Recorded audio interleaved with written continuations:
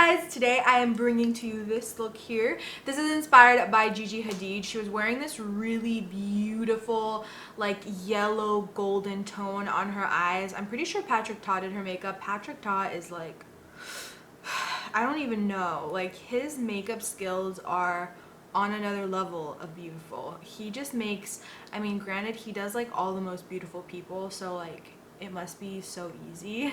But no, his makeup application is like super beautiful and like seamless. His skin is always so just like an angel. I'm like obsessed with it and I wanted to recreate it and kind of do my little take, my little version of it.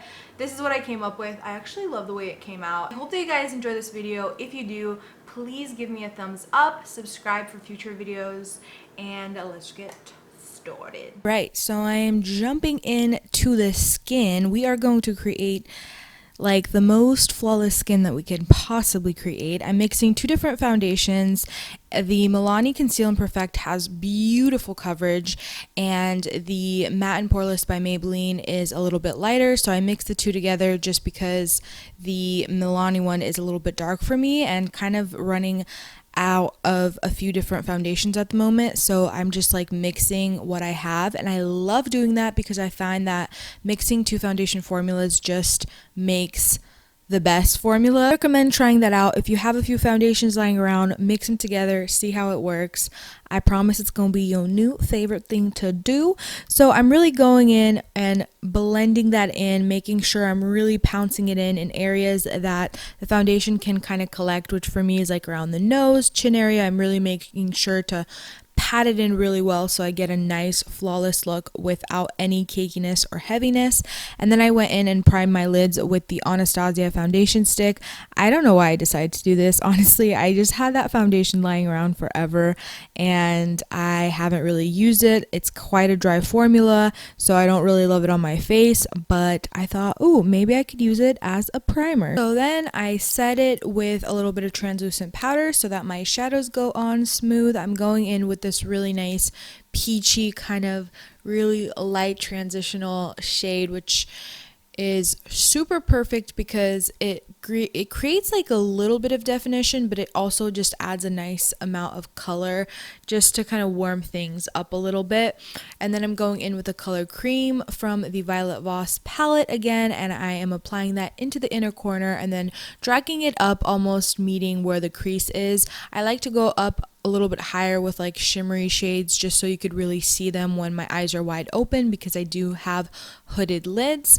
And then I'm going in with the yellow from that same palette and I'm applying that onto the lid and really kind of packing it on, and you'll see in just a second I decided to go in with this yellow just because I didn't feel like that yellow from the palette gave it enough of a kick, like enough of a yellow gold, so I wanted a little bit more, and as you can see, this really pumped it up and just took it to that level that I wanted it at, which is more of that yellow kind of shimmeriness.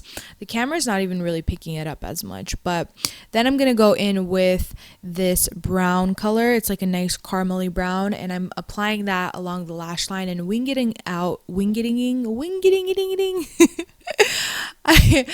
Oh my goodness, I'm getting tongue twisted. Winging it out, and I'm just following my natural kind of lash line shape and creating a really soft kind of wing, so it's not too like angled or anything like that. It's just literally following my natural lash line.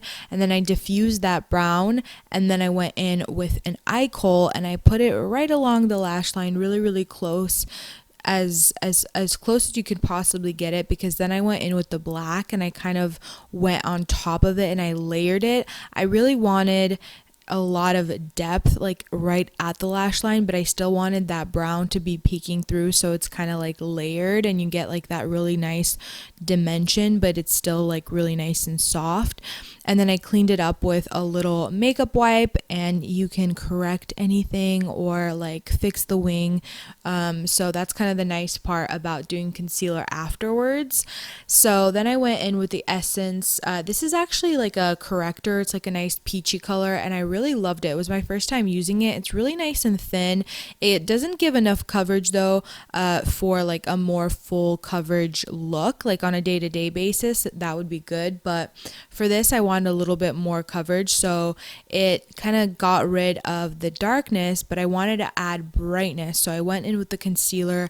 I applied a little on the chin, forehead, and under the eyes because I wanted to create that nice light illusion kind of in the center of the face and under the eyes because I really want that super flawless kind of skin. So I'm really working it in, making sure to really pat it in really nice and make sure that I am not leaving any extra product left on the skin so that it's nice and flawless and it doesn't look heavy. And I'm going in with the Hydra Mist, and I baked very little bit like under my eye, and then I applied a little bit throughout my T-zone. I don't really need it everywhere else because this foundation formula that I mixed up actually sets really nice on its own. So my T-zone gets oily, that's where I need to set it. The Hydra Mist is an amazing powder. If you don't like powders, you should definitely get it because it does not look like a powder. It literally has the most beautiful, very soft finish. And then I went back into the Voss palette and I used that soft brown on the lower lash line, and I really buffed it kind of out so it's really nice and soft, but it added like that nice definition to the eyes. And then I'm using a nude pencil by Rimmel, and I'm applying that into the waterline just to open up the eyes and kind of give some brightness. This is like one of my favorite things ever. I've used this Rimmel pencil for years now. And then I went back in with a little more of that brown and I put it kind of on the outer corner just to connect that wing, so it adds like more definition to that winged out kind of eye shape. And then I went in with bronzer, and I'm applying quite a heavy hand of bronzer, but this bronzer is the Body Shop bronzer. It's really, really soft. The color is really nice, so it adds such a beautiful amount of warmth to the skin without looking too harsh, which basically I feel like is the dream and the goal, you know. It's like to add definition but to keep it really soft. And then I went in with blush, and I love me some blush, you guys, and I feel like Patrick loves blush too. So his looks are always like really blushing, and I think blush just adds so much youthfulness. And my key is to always go back in with a sponge and really like pat and like kind of tap the blush in so you create a really nice soft seamless look. I feel like it just kind of blends and marinates like the foundation and the blush together, especially when you're using a powder. And then I went in with highlight. You guys already know if you watch my videos, Essence Pure Nude Highlighter. Applied it everywhere, a little on the tip of the nose, down the bridge, sides of the forehead, the chin, the inner corners of the eyes, like in that inner tear duct to brighten it up, and the cheeker bones, of course. And then I went in with the Cover FX. This is the it's like the setting spray. I don't remember what it's called, but this setting spray must be shaken well. And then I really like drown my face in it, and then I go back in with the sponge and I really tap everything in so that everything kind of melts in together and it's really nice and soft. This is really key for me too. I feel like really blending it in makes a really big difference with the sponge, like finishing it off. And then I went in and I applied a decent amount of mascara, which was off camera. I didn't realize that my camera wasn't recording. And then I put a little brow gel through my eyebrows. This is the Maybelline brow gel. I've been using it forever now.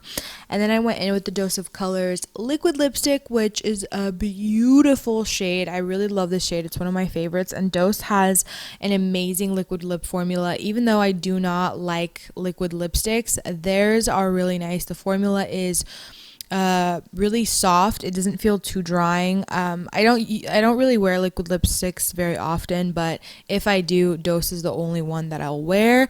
And then I tapped a little bit more of like a lighter lipstick just in the center to add a little bit more brightness and plumpiness.